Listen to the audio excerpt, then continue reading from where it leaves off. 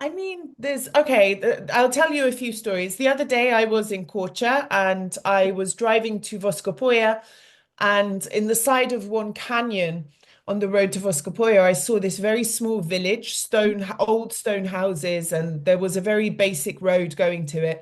And I was curious. I never noticed this village before, so I went there. And the village is called John Marth, and it's a Muslim village in a Christian area. And I got there and beautiful stone houses. There's no proper roads. It's all stone roads. Everyone does farming, and it's a very old place, you could tell. And I asked this man in his garden some questions about the village, how many people live here? And he said, I'll take you to the Kriplaku of the village. And I said, okay, cool.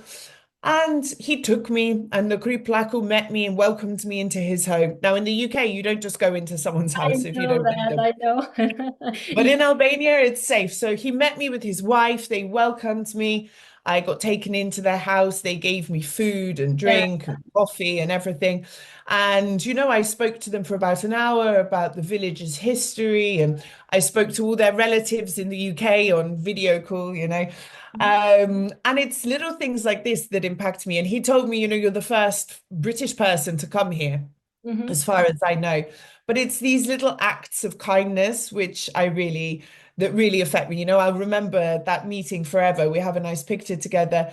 But I meet so many interesting people. I remember meeting this guy in Zavalina, which is a small village in Elbasan country. You need to go about 3 hours off road to get there.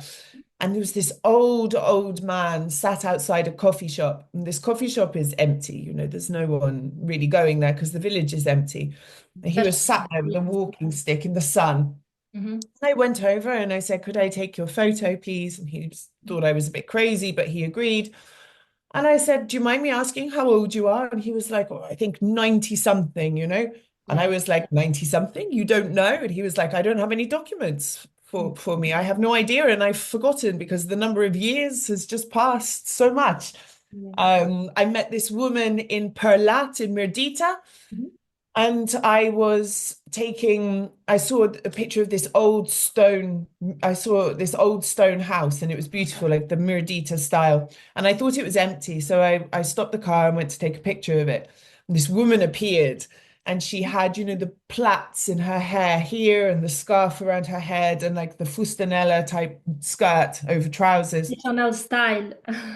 Yeah, and I said to her, I'm so sorry, I just thought your house was beautiful. Do you mind if I take a picture?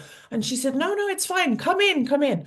And she took me she was called Maria, and she took me into her house. And inside, it was an old house, but it had been fixed inside. So she had brand new kitchen, cooker, new coffee machine, huge TV on the wall.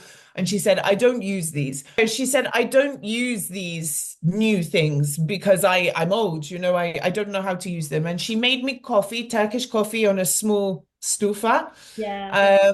And then she had a wood fire, and she gave me some val that she made herself. And she explained to me, she said, Alice, I have 8 children. Um, they were all born in this house. I raised them here. And after the eighth child was born, my husband died.